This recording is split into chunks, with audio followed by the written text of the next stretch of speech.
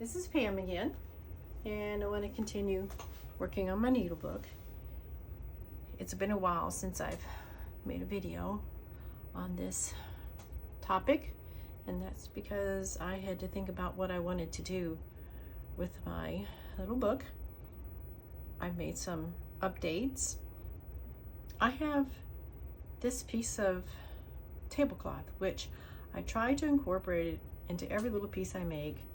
It was an old tablecloth my mother used, so I would just snip out parts of it, and this looks like a little flower in the design on the tablecloth, so I added that. And then I decided that I wanted to add some more embroidery. I started drawing a little embroidery with my pen, let me get it here, friction heat pen. I got this at Joann's, and of course they're not in business, so you can just look for them on Amazon. It came in a pack of like 4 or 5 various colors, and what happens is you use it to draw the design, which I did on this piece here, and you use the iron to press it and it'll disappear. Friction pen. I don't think that's what my package said. I'm not sure. It's been a long time.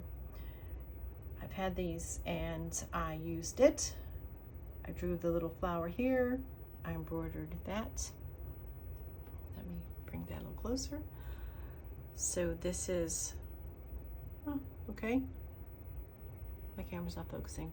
Ha, there you go.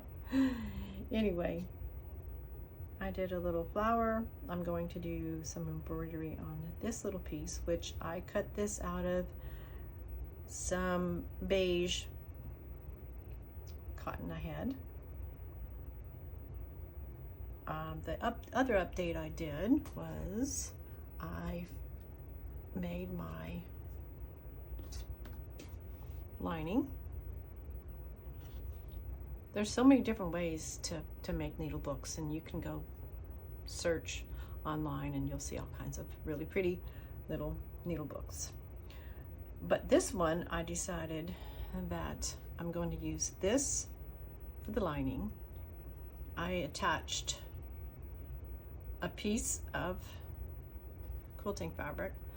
I folded it over to make it double, which will make a little pocket. My plan is to take the pocket and put it like this. And then when I fold it over, whatever I have inside the pocket should stay. And what I'm wanting to put in my pocket are such things as,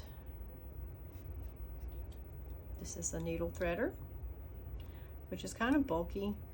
So then I remembered I had this cute little thread cutter, and this is a needle threader as well. So either one of these can fit inside here. Or if I want to, I've got some scissors. Now these are a little big. Yep, no, I won't use these. Too big, silly me. But I do have these little ones, which are not that good, but in a pinch, I'm not gonna pull them out. You've seen these. But anyway, it fits inside there. So there's that. Like I said, it'll fit right here. My little pocket right there.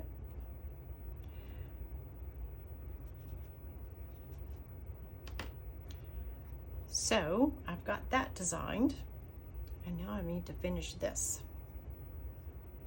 So today I'm going to tack this down, this little flower, and I'm just going to start with a little bitty invisible stitch. I want to put some, I think back stitch or stem stitch around the edges. I decided to use pinking shears to cut the edges to see if it will help in reducing the raveling. I'm trying to get used to having raw edges. That is one of the things I prefer to have them not. A lot of people like that. It is nice to have. And if it, again, if I think I mentioned, if it does ravel, you just stitch something back on top of it. So, as I said, I was having a hard time deciding on what to do in my needlebook. The real problem was I went and found some other examples, and I wanted to incorporate a different look for my needlebook. But as I said, you can always change and move around. And then, of course, once you get it done, it won't matter. Maybe I'm overthinking this.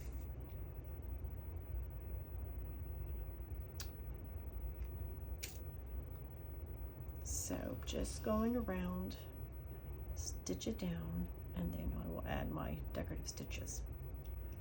And talking about stitches, I did learn a new one today. It's called the scroll stitch. And the reason why I like these is, as I said, I'm trying to embrace the raw edges. In doing so, I'm thinking a decorative stitch would help with the fabric not raveling as much. It's not like I'm abusive or hard on my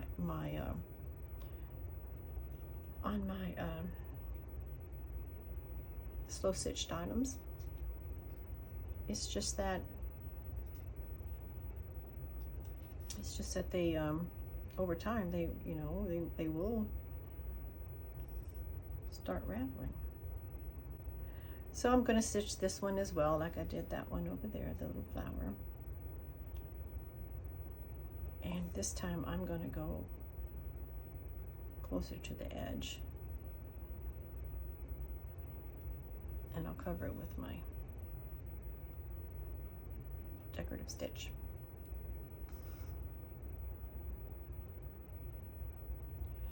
Now, if this is your first slow stitch project, I would recommend just doing something simple.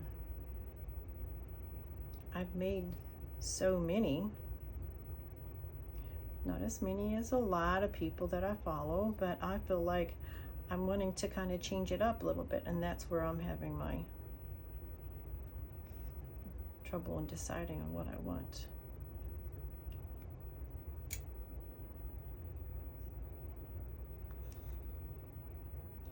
You could also make your first needlebook bigger. In fact, I kind of highly recommend that if you don't already have one, because they're very useful to store, one place to store your needles. And since I do a lot of different needle crafts, I need a lot of different needles.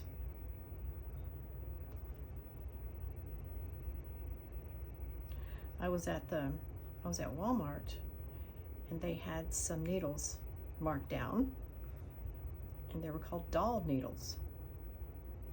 Well, I don't make dolls, but the needles were really interesting. They were really long needles.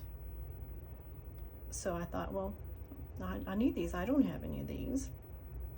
However, they turned out to be useful because I started to do needle tatting. And that's exactly the kind of needle that works well for that. So if you do come across needles that are on sale and you're not sure you're going to use that type of needle, you just never know.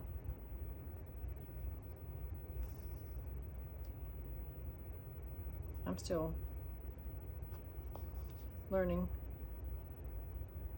that technique.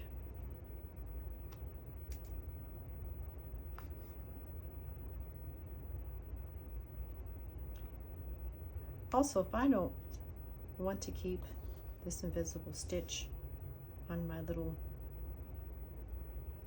fabric piece here, I can come back and cut it away.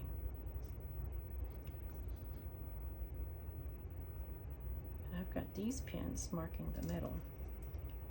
I wanted to make sure I knew where my fold was going to be.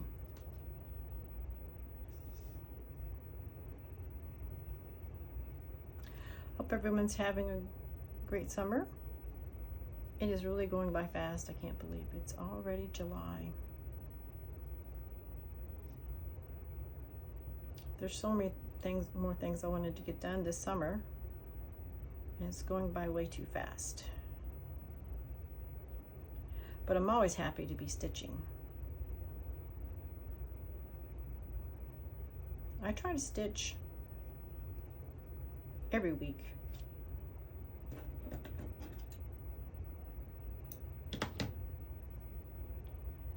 All right. I also wanted to show you what I am going to put on here. I have this piece of lace someone gave to me. One of my friends gave me this at our last retreat. In fact, they gave me lots of really fun stuff. So I thought that'd be pretty right there. And then I could put another stitch along the border right here, attach. And this one's got a missing bead. Let's see, wait a second. Nope, I'm gonna cut it off. It'll be fine.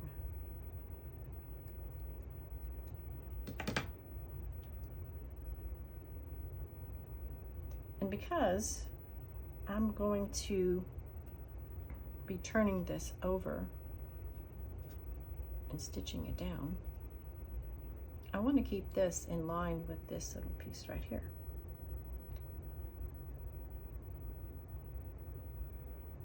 So I'm going to cut it right here. Again, if it's too short, I can always add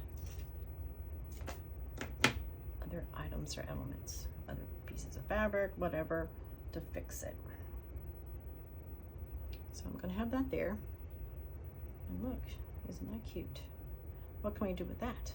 You can do things with everything. You can make a little flower. It could be a bug. It could be a bug. It'd be cute. I'm not going to do that, but it could be a bug. I want to embroider that.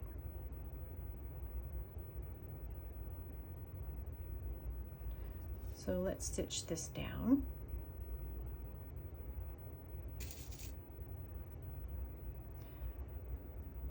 So you just play.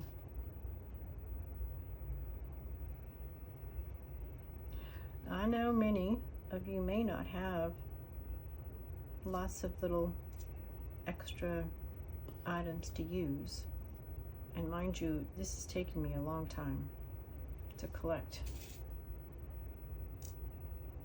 all these fabric scraps, beads, thread. But each time you make something, you will have leftovers, hopefully, and then you can use those for future projects.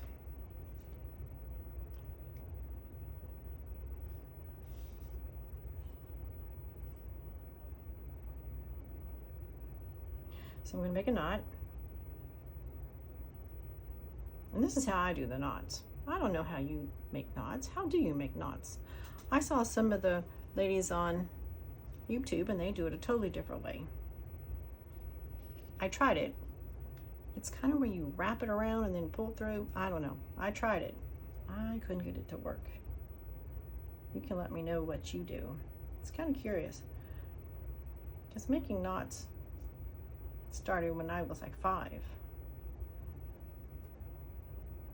fact, my mother taught me how to do those.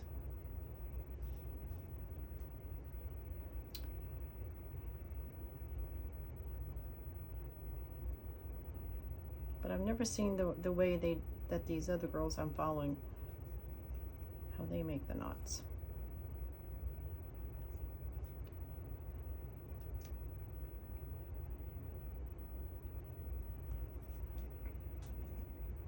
So I'm trying to keep this so it covers the edge. Again, that'll help in the raw edge.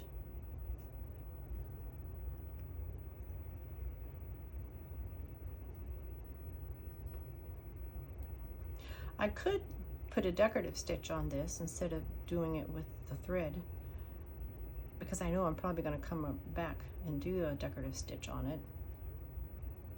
I might do a buttonhole stitch on it.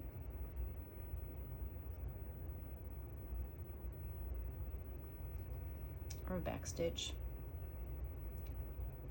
If you've not ever done embroidery, there's a really good channel to watch. And her name is Sarah Humphreys, and she has excellent tutorials on all kinds of embroidery stitches.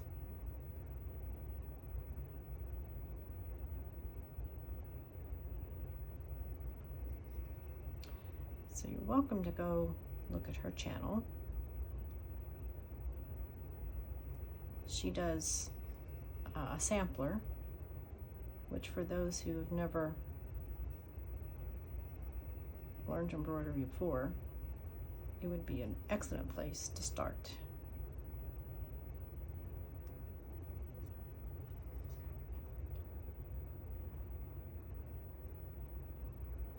Interesting enough, when I first learned how to do embroidery, we always put it in a hoop. And with slow stitch, we're not using hoops, we're just doing freeform, which is kind of fun because then you don't have to worry about the hoop. But then again, some of the times your stitches won't be perfect. So there's that.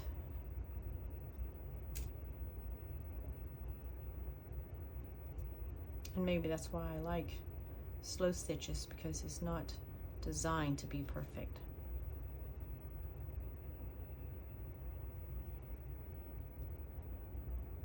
And also,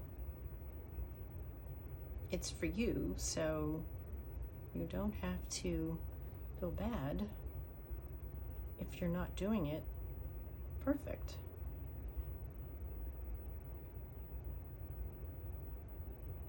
You don't feel like you failed, which we put a lot of stress on ourselves.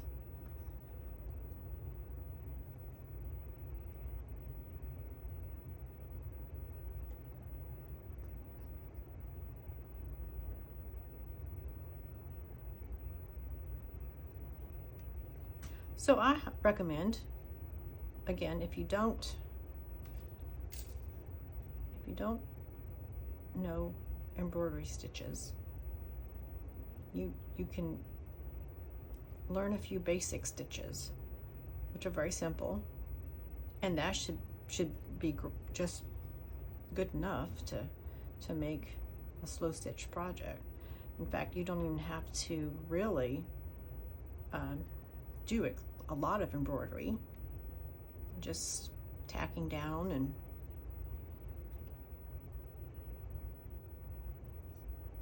or using a sewing machine too. You can do that too. It's not cheating if you sometimes want to use your sewing machine. In fact, I do like freeform quilting. It's very fun. All right, well, I will, oopsie, look, see the bead fell off. I will fix that. So what I'm going to do with this is I'll come back and add a stitch on the other front part of this. Let's see if I can do this, or do I need a different needle? Yay, that's cool.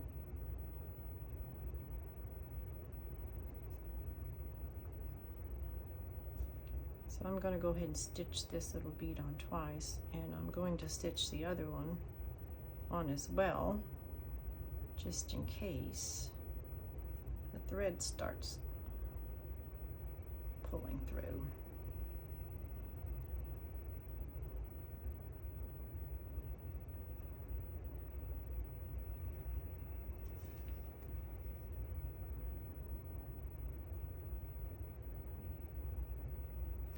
There we go. And I'll come back later and stitch down all the little beads to make sure they don't fall off. I've made a couple things and the beads fell off, and I haven't replaced them yet. I really like the little beads. They really add something. It's really fun. Okay, so we got that one done. So we'll look at it again. I'll show you what I've gotten done so far. I've tacked down my little pieces that I'm going to embroider upon.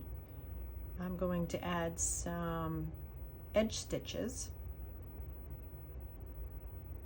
around all of the intersections of the fabric. I'm going to add some seed stitches and some blanket stitches, and then I'll come back on and show you my next steps. Okay, so I'm back. I had worked on some embroidery. I added a border on this little snippet. And on this one, I was going to do a border, but because I had trimmed the piece a little too close to the embroidery, I wasn't able to put a little border, so I just did some little straight stitches.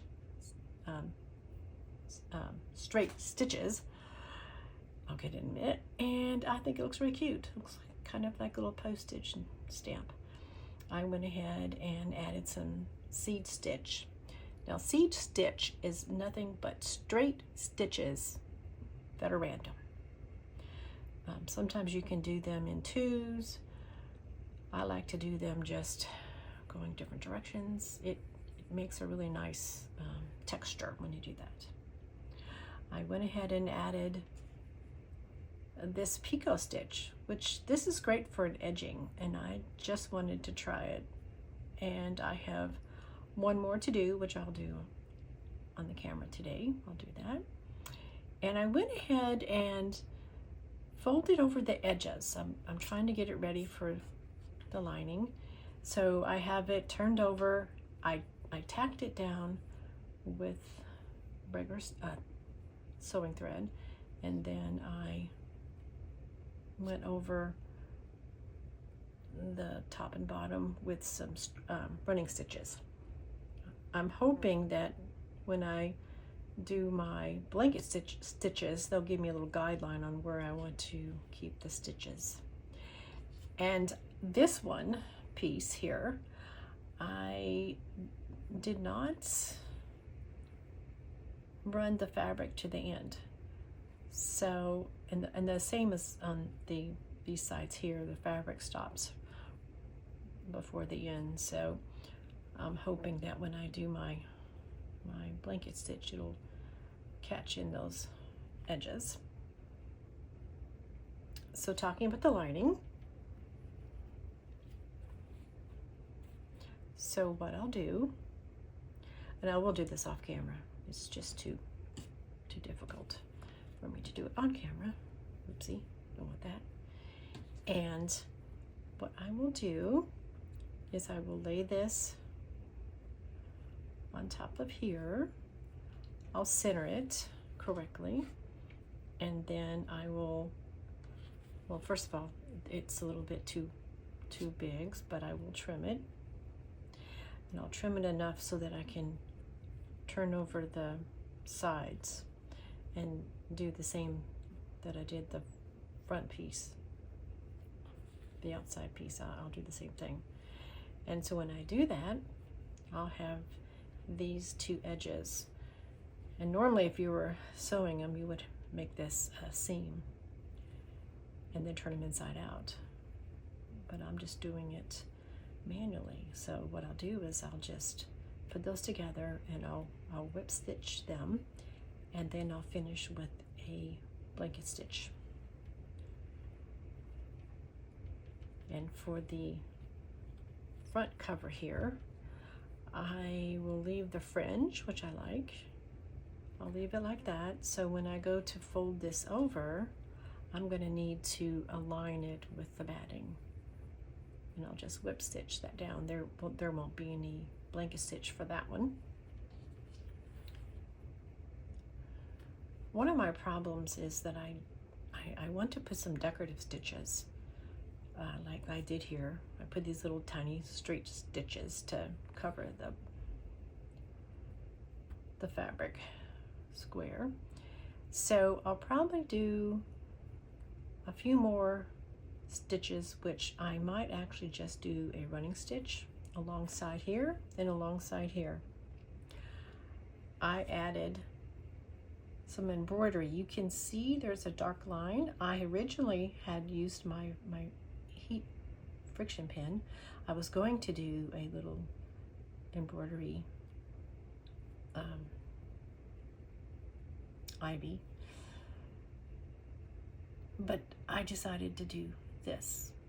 And after I did do the little embroidery piece, I decided to go back and do this again. So I'm seeing how I like it, which I think it's cute. We'll go ahead and leave that.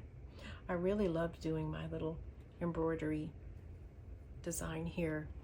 So if you don't have anything, you can draw it. You can look online or draw one, or they're very easy, very simplistic. And what I used is I had a pattern, and I had taken this pattern and put the fabric on it and just traced it with my friction pen. If I'd had more room, I would have done needles, thimble or floss or pins. But I didn't, because I didn't have enough room. So I chose flowers. Again, you can look online, or if you have any kind of embroidery already patterns, you can just copy those. Or you don't have to have any, it's up to you.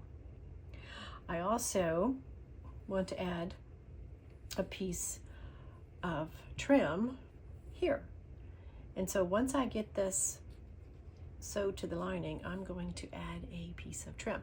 Now, I have bought this big stack of trim, and that is if you don't have anything, you can go and look for some trims. And this was really nice, because this was at Hobby Lobby, and it was a whole bunch of trims for $5.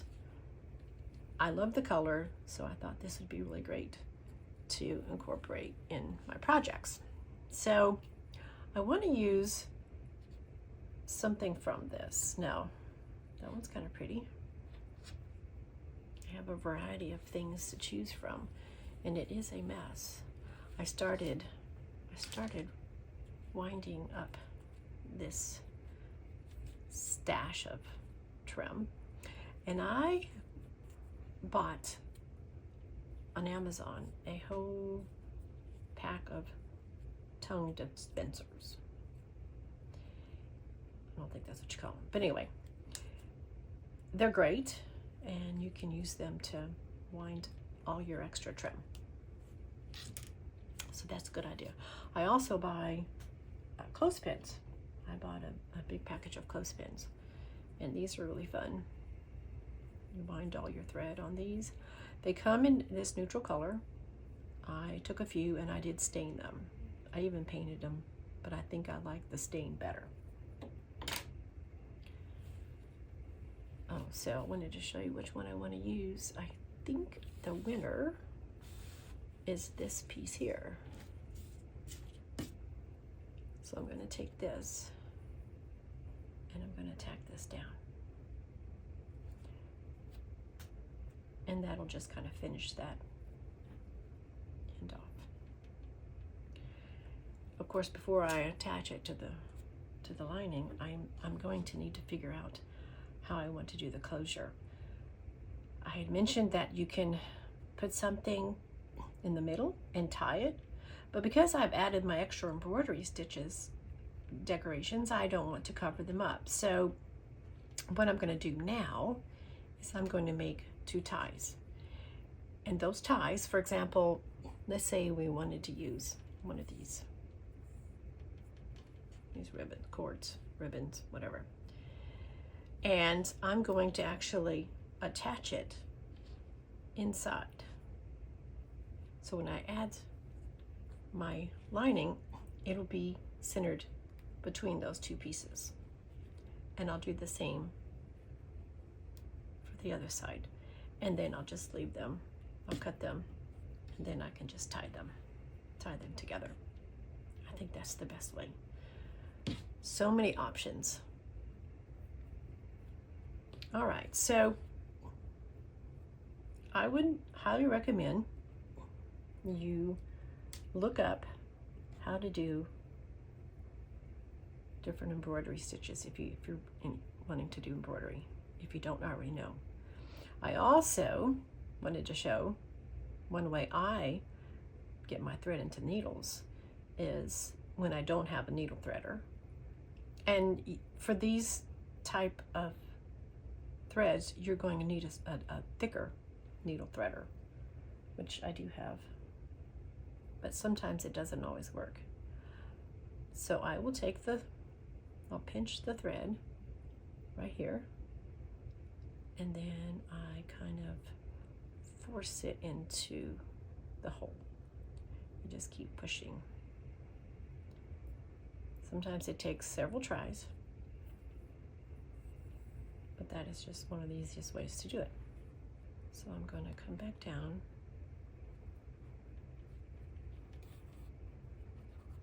and force it to come back down like that.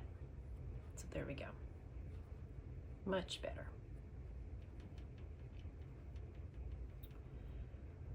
So then I need to push it back up, but not where I just put the previous stitch. So again, we'll put this stitch down here.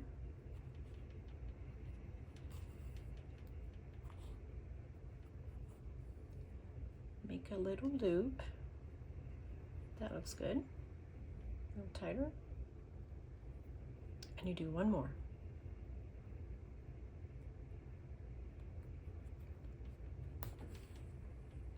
And don't pull it too tight, because we need to keep the loop. If you can see, there's a loop. And we're going to go back down on the opposite side. So basically there's 2 pieces, 2 threads to grab. Okay, so now we'll come back up one more time.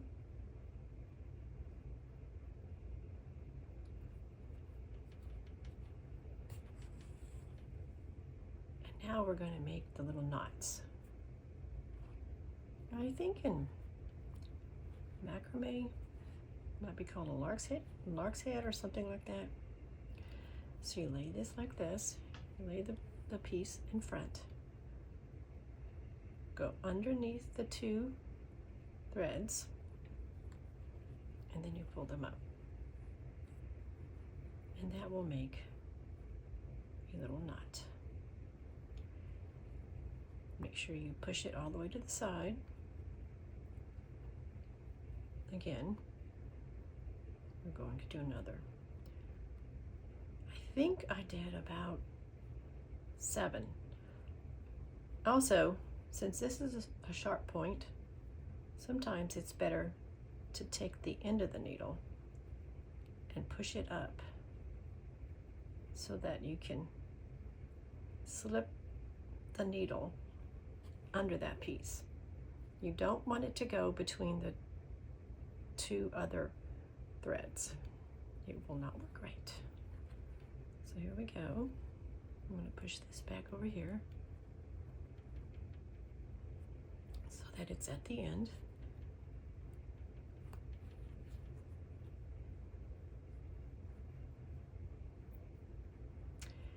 And we're going to do it again. You keep doing this until you get to the very end.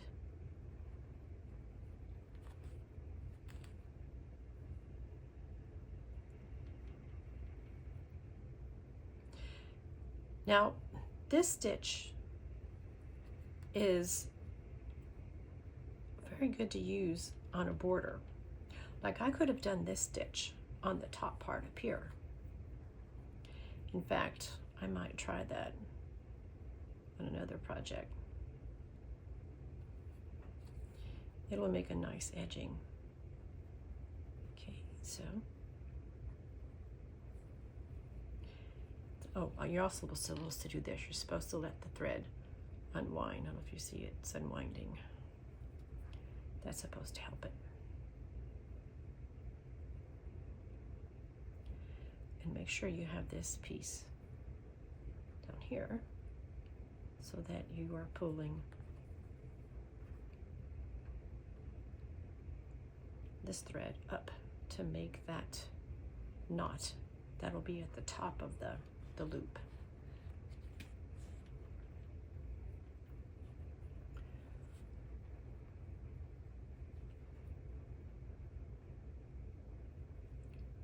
So we'll try doing it this, maybe you can see this better.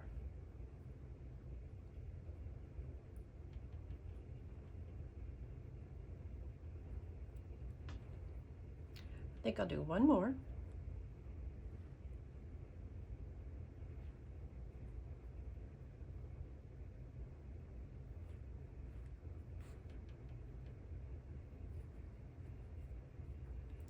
Little fiddly. I'll do one more. Tighten it up. And now we'll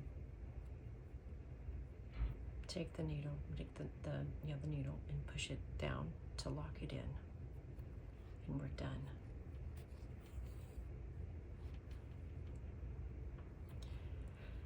I think this also would be a good stitch to use if you wanted to use it as a closure. I think somehow you could put a little closure using as like a buttonhole type thing. It's a mess on the back, but the good thing is we're going to be covering all our stitches with our lining piece, so that will also help hold in any of the stitches that might come undone. So I'm just tying a little knot to secure it.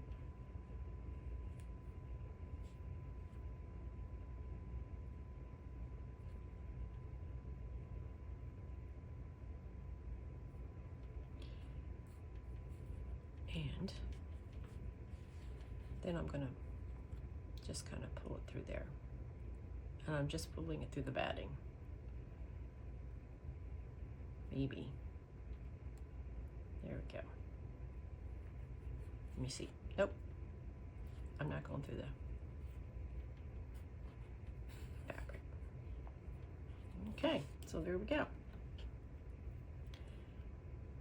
So that's the picot embroidery stitch.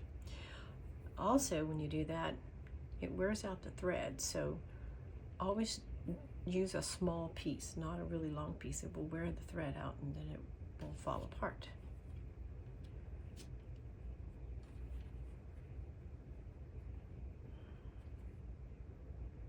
Okay, so I've got that done. And I want to do the stem stitch that I did here with the little ivy. So I have some crewel wool. I've had this probably for about 40 years. It's been like a really long time when I was into crewel. And I have little pieces of leftovers. Now, this really wears out, so you really need a small piece for this. You can see how easily it comes apart. So I'll start this one over here. I had taken all my extra leftovers, and instead of them being all jumbled together in a pile, I took them in on these popsicle sticks. That's not popsicle sticks. You could use popsicle sticks. In fact, they're smaller. That might even be better. All right, that looks good. Still using a crewel needle. I wonder where the name crewel came from, by the way.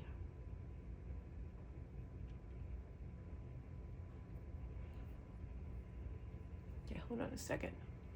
See, I don't have my light on. There we go. Hope that helps. So what I've been doing with these is I tie a knot at the end. Little tiny knot. Got a little knot.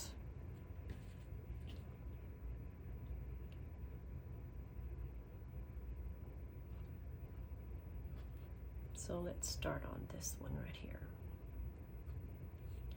I pull it through with the knots over here. I don't start the stitch right away. I'm hoping that'll keep it from pulling through. Now a stem stitch, when you do those stitches, you're supposed to do, or you can do, if you have a hoop, you can do it here too, but it's just a little harder. You pull the thread up, you insert it, and then you're going to take it to the middle. So you start one here to the end here, and then insert to the middle. Now you can do the stabbing approach too. You don't have to do this one. In fact, the stabbing might be easier. I sometimes mess these up, and it has to do with the curves. If you're doing a curved piece, and sometimes I'm not liking how it turns out, so then I'll take the thread and have it go on the other side and see if it looks better. I'm not planning to teach you how to do this. I can just show you what I do. So in the stabbing method, as you can see, I still have my loop, and then I can see where the middle is. And then I come up in the middle, and this is a really tiny stitch because I'm at a curve. And then I pull. They recommend that if you're working on a curve, use smaller areas to make your stitches closer together. And that way they will be more consistent. If you go too far apart, then they become messy, if that makes sense.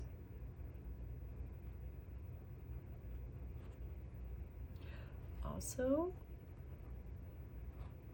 it's good to pull your thread up so that you have it a little longer. And I pulled that too much. Okay. So now I'm going to curve this direction. So I'm going to make sure I'm on this side of the stitch.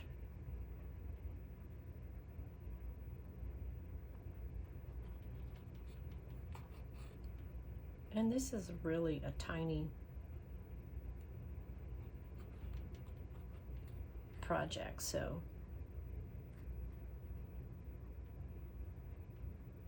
it's not a really big lengthy stitches, so it makes it a little bit easier.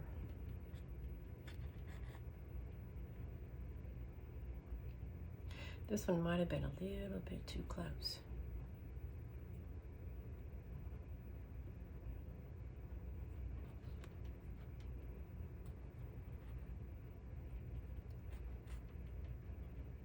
Oops. I did my middle piece, but we'll see.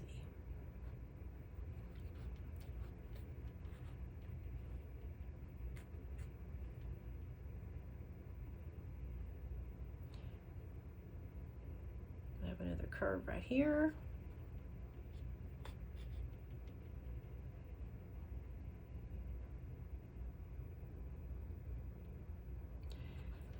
And let's see how this is working.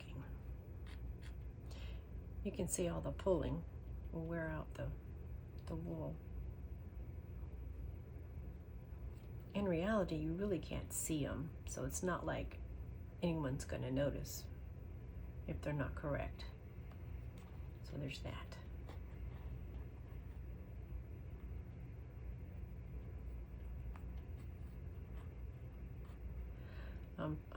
This one, because it's going to be curving on the other side, I'm going to take this and have it on the outside so that it'll lean over into the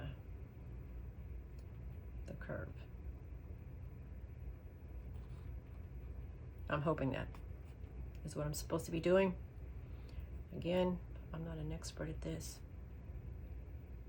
I probably need to go and review how to do stem stitch again. But there's just a lot to know. So it's like if you don't want to do embroidery, or if you do want to do a little bit, just do simple stitches.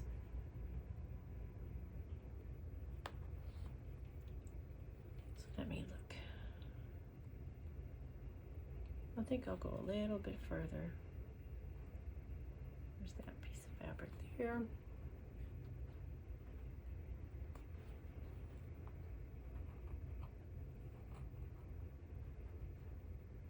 You also want to leave enough room so when you do tie it off, you're not sitting there fighting it because it's too short. And this is not a little needle, so in fact, I think it's enough of this one.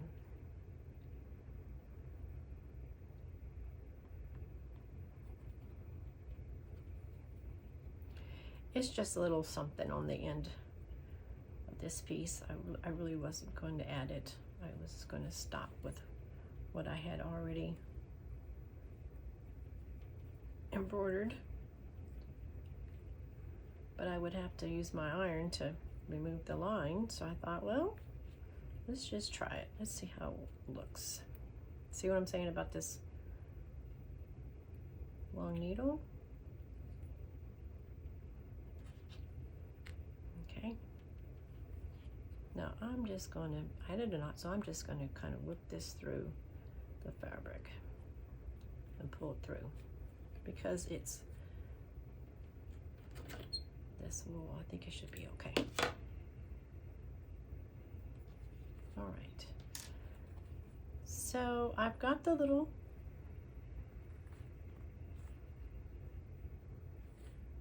stem stitch, a little stem stitch going around.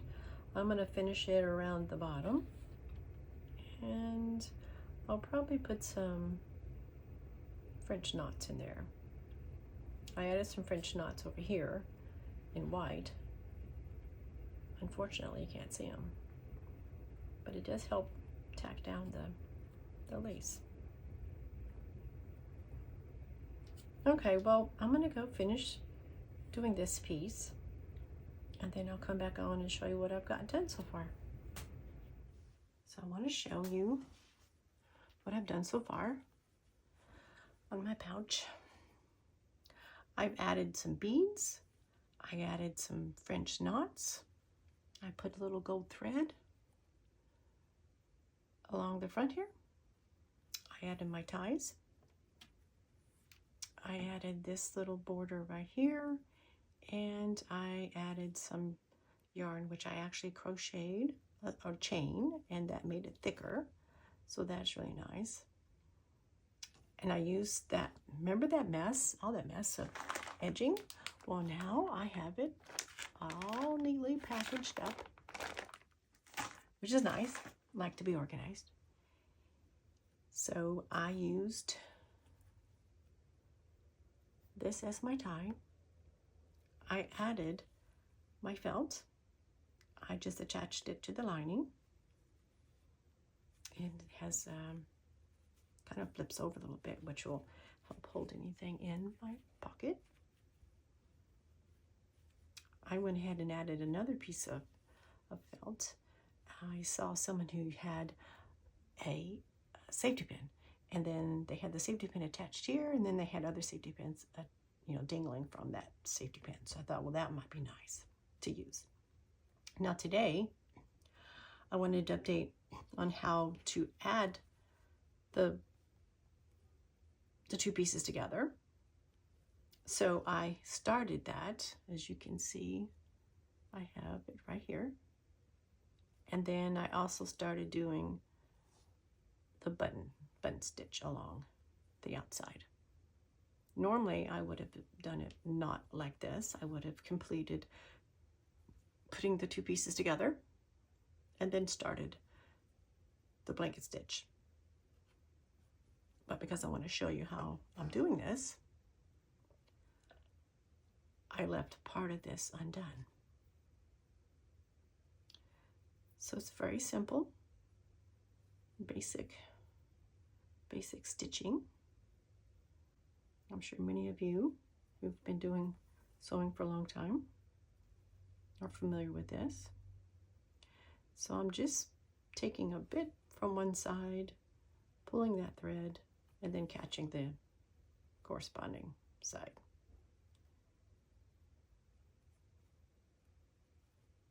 Pretty simple. I will finish this side here, and that will all be attached, the top part and the lining. Okay, so I forgot to show you how to do this blanket stitch. I was having problems with my camera today. It wasn't focusing correctly. So let me try this again. It's only the third time. The challenges. Sewing, videoing, it's a lot. So the blanket stitch.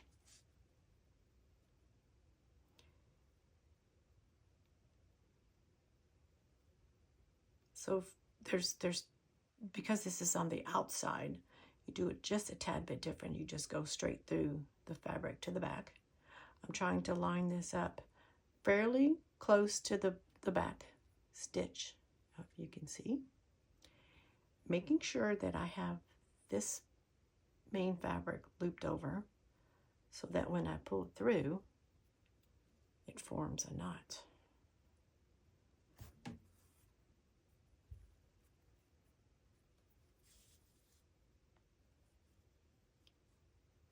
And then you just kind of pull it tight so it lays right there. And you just keep doing that.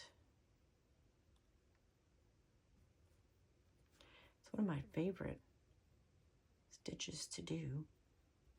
It looks really nice as an edging.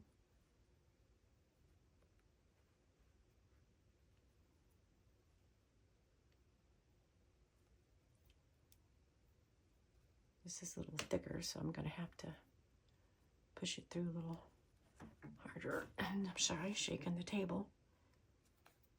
And then also don't forget to have your thread so that you make the little loop knot. We're finished. So excited. This is a really, really fun project, but it seemed like it took me forever. So here it is. You've got a little tie. I'll show you the outside. So I finished my outside stitching. I went ahead and added some pretty gold thread. Like I mentioned, it's the same thread that's at the front here. I just intertwined it with the blanket stitch. So I did that. And then inside, here's my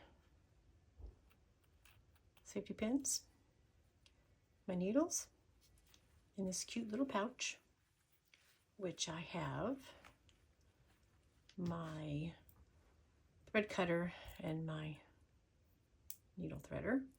I went ahead and added a little jump ring and this little lobster claw, because if I want to, instead of leaving it in the pocket, if I'm sitting here working on it, I can just clip it there. So it's a little cute addition. So let's put this away.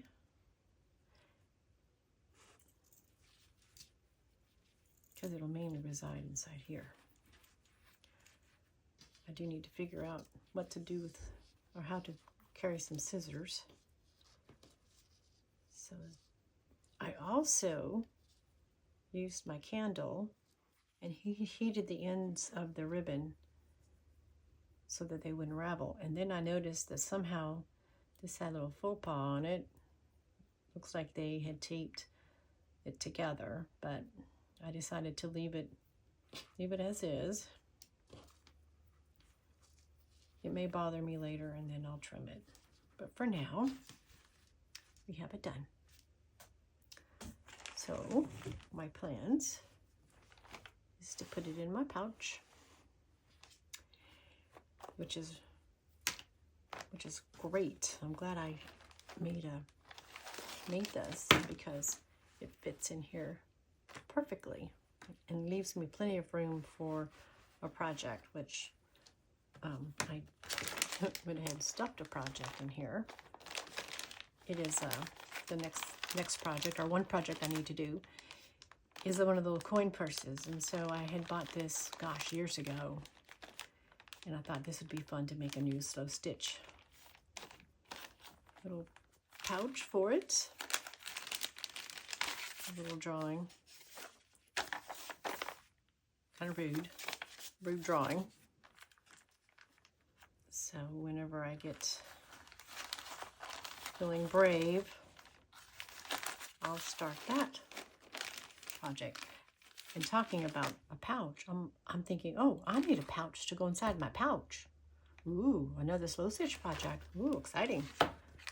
So maybe, I don't know. We'll see about that. I'm trying not to add more stuff to my list. And then I have this thread that I wrapped around. And I like using the crochet thread. That's what I used from the blanket stitch, was using this crochet thread. I like it better than just regular embroidery. Now I think there's some pearl cotton. I think you could get some of that and you could use that as well. I think it's a thicker thread. So there we go. We are finished with that. So maybe I'll start a pouch next. Thank you so much for watching. And if you have any questions, or if you want to see more videos, or what you would like to see, please let me know. And also I would love for you to be a subscriber so that you'll know whenever I come out with new videos. So again, thank you for joining me in this video.